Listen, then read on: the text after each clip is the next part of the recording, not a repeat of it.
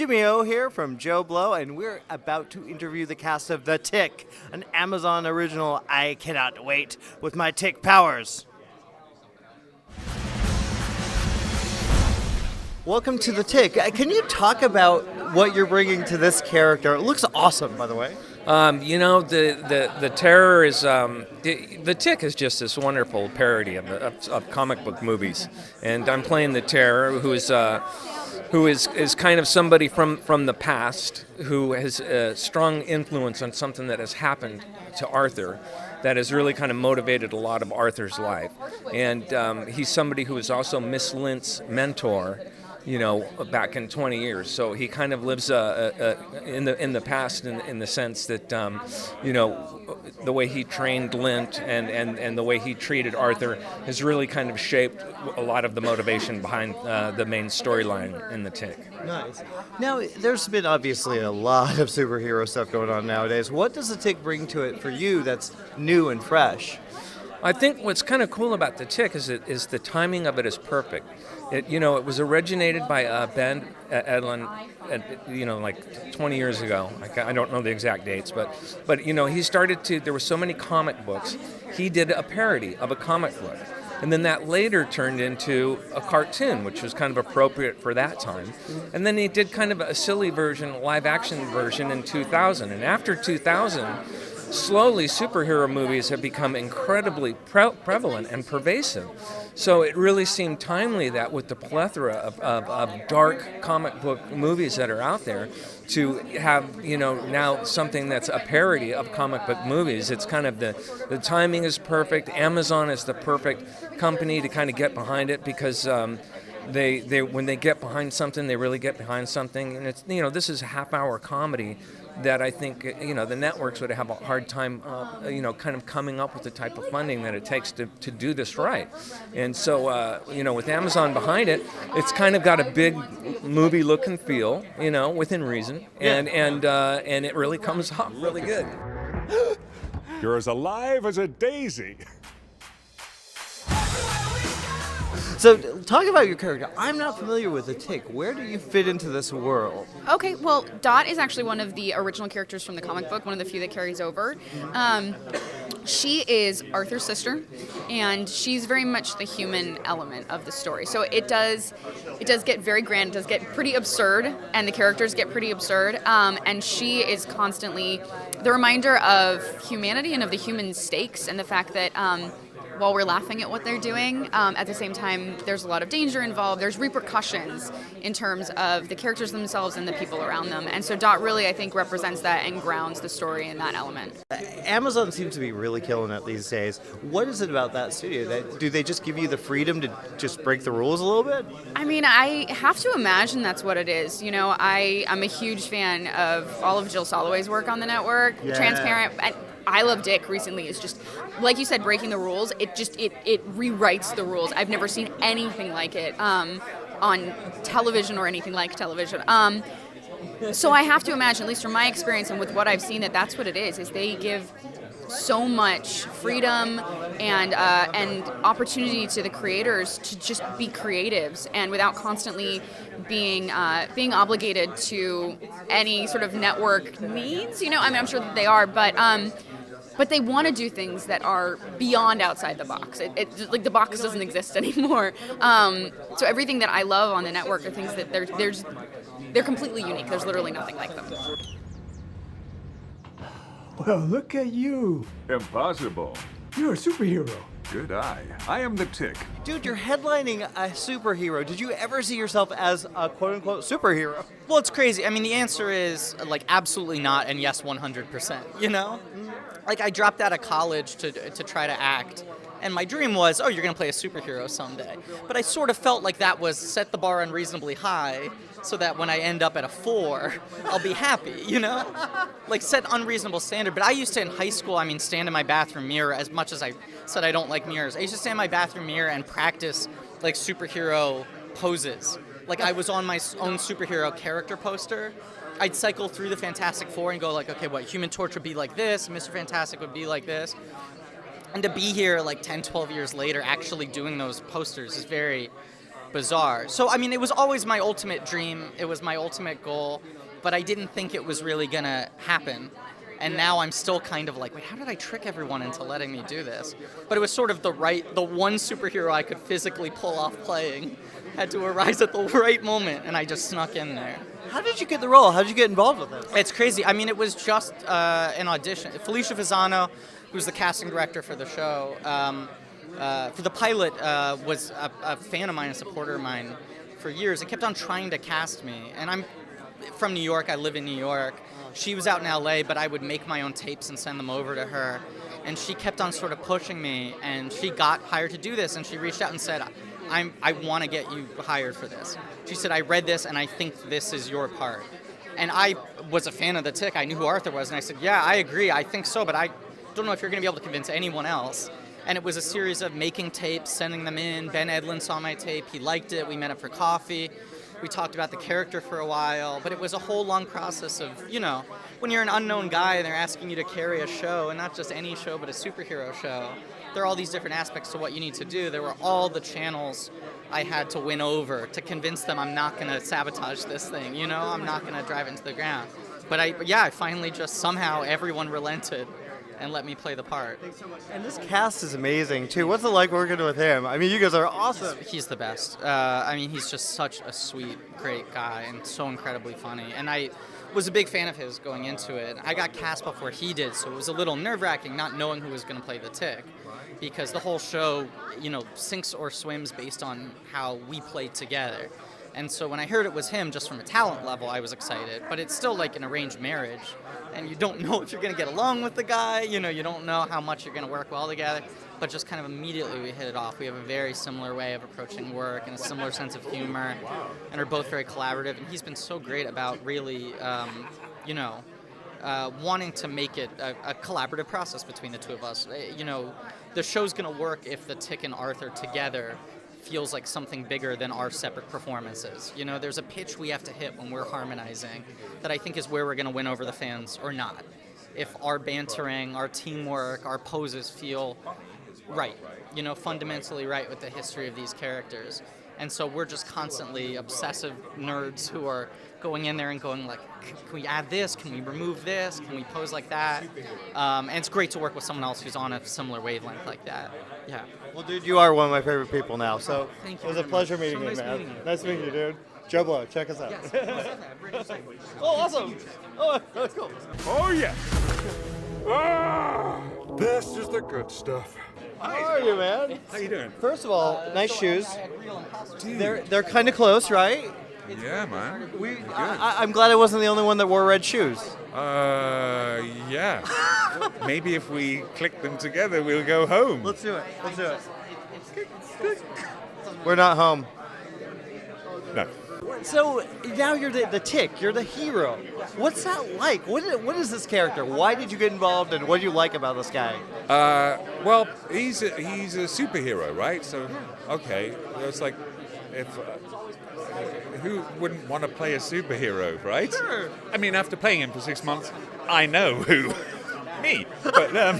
But seriously though, it's like, I get to wear this big muscle suit and bound around and be heroic and super and everything, and get to say these very funny, this show. Look, I know I'm in the show, right? But I've seen the show, and like it's very much like it's like an ensemble thing.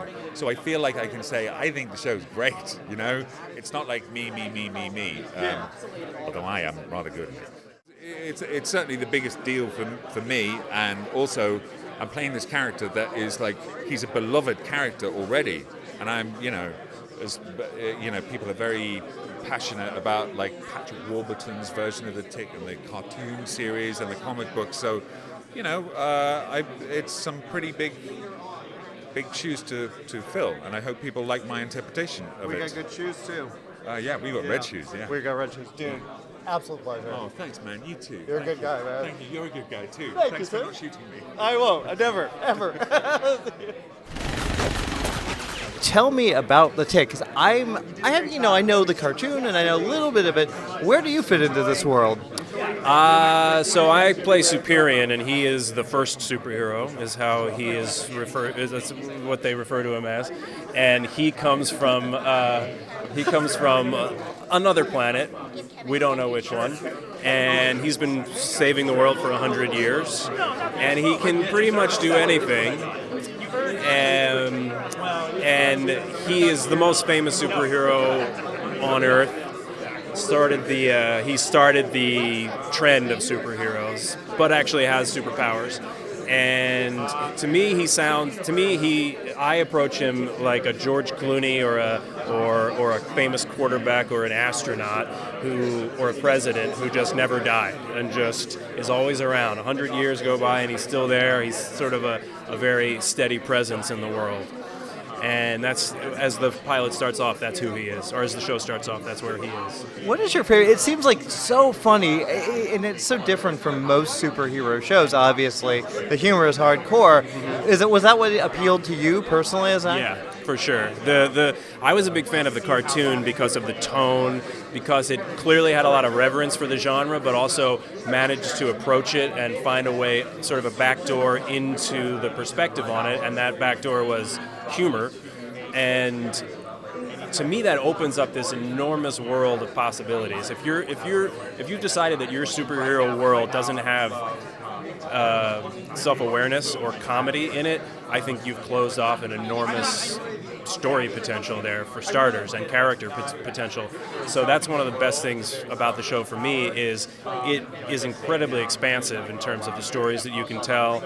And there are a lot of archetypes that we start with. Like my character Superion, like you could just look at a picture and be like, oh, it's sort of a Superman type, but it's a lot more. It branches out in a lot more directions. And Ben and David and Susan, the writers, are just such great speculative fiction thinkers that their brains follow those threads no matter where they go. So the show is funny, but it's also incredibly. It's also very warm, and there's a lot of great action in it, and so that to me starts from being able to approach it by being a little bit irreverent with it. Let's talk about the punishment. Okay. What is it about this role that you are bringing to it personally? Well, the punishment, which is actually now called Overkill, is the character's name. Okay. Yeah, that's the character's name now. It was originally the punishment. It's been changed to Overkill. It's funny. When first reading and learning about the role, I thought, oh wow, I'm so unlike this guy. I'm not a huge fighter, not even a small fighter. I've never killed a lot of people, which Overkill. You haven't? I know, it's crazy. There are people that have done that. I have not done that. I don't know if many of them are working in the industry or not, but I love that. For me, when I think about what I enjoy most about it, is that I have pet peeves in my life, just little things, be it someone like a family taking up the entire sidewalk, and sometimes I have moments of just rage. Overkill allows me to express that rage at everything. He's very angry, he's very vengeful, and he doesn't have patience for really anyone. And so getting to play Overkill allows me to be angry at those people that are taking up the sidewalk, or that are sitting on the subway playing music from their cell phone that we all have to listen to. It's I have to listen to your music. Okay. But of course, I'm not the guy that's gonna yell at them. Overkill is. So. That sounds like a great way to deal with aggression. So fun, right? Yes. Oh my God. Yes, I get to get it out on the stage. I get to be doing a scene, and I can think about what drove me nuts about someone cutting me off on the street or something the other day, and I can just let it out. Tickled. So what about Ramsey? What is his power? Well, he's not super in the way that the superheroes are. He's essentially a crime boss, and he is pretty much in control of the city, and runs the pyramid gang. He's a self-styled Egyptian emperor for the modern day. Did you as an actor take I want to use that for an example, or did you take ideas of crime bosses? I just sort of went, the scripts are so fantastic, and Ben's writing and the team of writers is so good that really if you just kind of like go with what they've given you and take it a step or two further, it's, they give you everything you need. Nice. And when I was given the costume, I pretty much was given my character, so... Yeah, your costume is a lot of fun, from what I've heard, and I hear that the show is such a unique take on the superhero. Yeah. That must have been a huge appeal for you. It was absolutely, because I was a big comic book kid from the time I was little, and I've always, I was mostly a Marvel guy, but I was kind of a DC kid too, and so getting to be part of a superhero universe is endlessly exciting to me. I mean, I came a day early just to walk around the con yesterday as a fan, just to get my con legs in order. Did you go on the floor? I did. Yeah, I walked around the floor. I went to some panels and sat in and visited all. I mean, not everything, because you can't do it all in a day. But yeah, I spent I don't know, 6 hours just wandering around and seeing what was there and soaking it all in. So for me to get to actually be part of the world is really exciting. When I was doing Fringe, I never got to go to any of the cons because they were always sort of tried to keep the character kind of mysterious. Yeah. So this is really exciting for me. Well, dude, you look awesome in this. I can't wait to see it, man. I didn't get to see it yet. Oh, cool. Yeah, I will. Enjoy it when you do. Yeah, we gave a good review though. We liked it.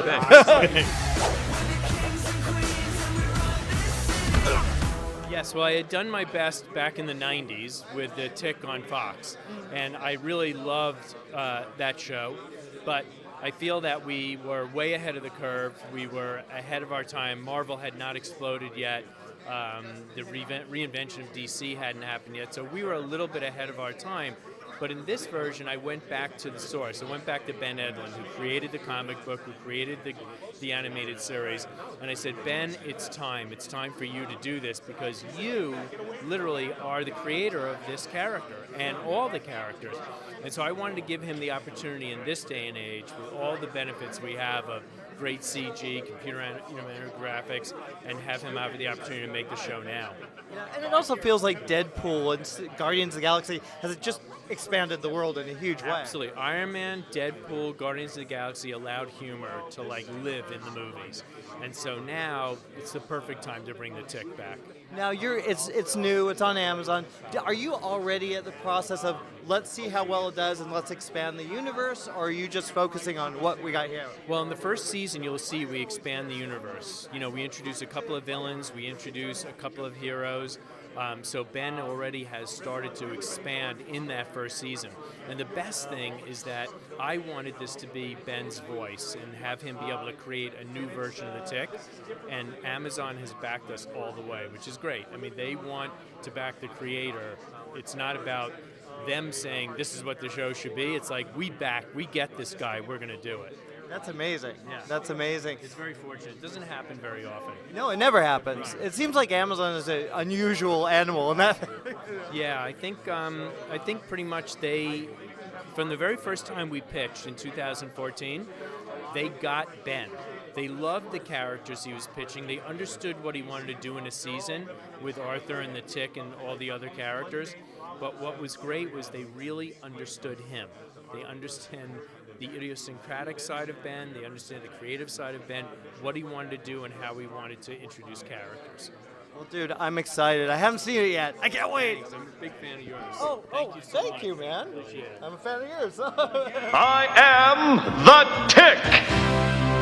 Well, I'm a big fan of yours, just because of Buffy the Vampire Slayer was the greatest show on television. Just because of Buffy the Vampire Slayer? Well, everything else, but that was my show, man. That was my show. That was my show too, man. So, I'm right there with you. And now you're bringing a whole new superhero with a whole new humor to the screen.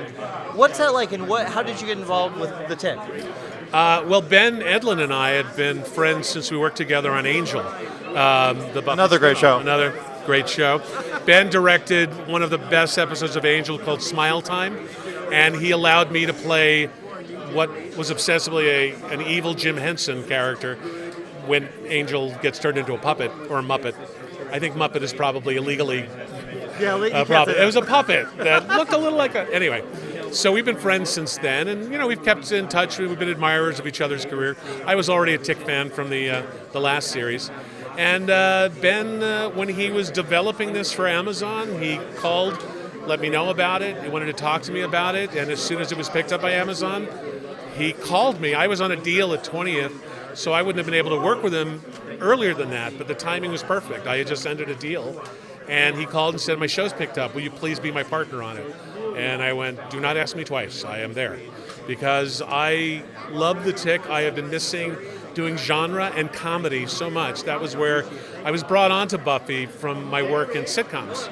So, and then I went on to do 24 and Tyrant and Homeland and very funny shows. Hilarious. So when Ben said, you can come work on the Tick with me, you and I will be partners, that was a dream come true. So I couldn't wait to get involved with it. And bring a little bit of the stuff, a little bit of the mutant enemy magic. I've tried to bring to my part on the show, and I think it's coming out pretty damn well. Hello, world. This is an epic tale, rife with destiny, adventure, blood loss, and good against evil.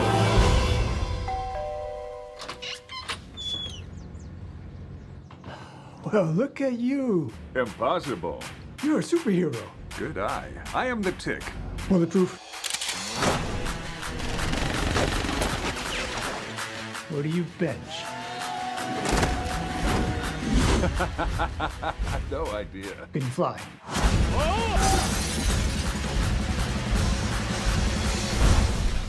Tick! Good grief. Destiny's on the line, Arthur. Accept the charges. Is this gonna be a long call? Could I sit? Sure.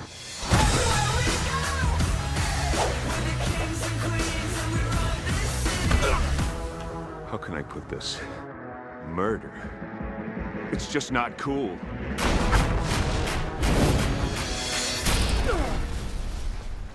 Impolite! Quite a kick. What the world needs now is us. Sweet us. No. Oh, yes. Ah, this is the good stuff. I'm breaking a little bit.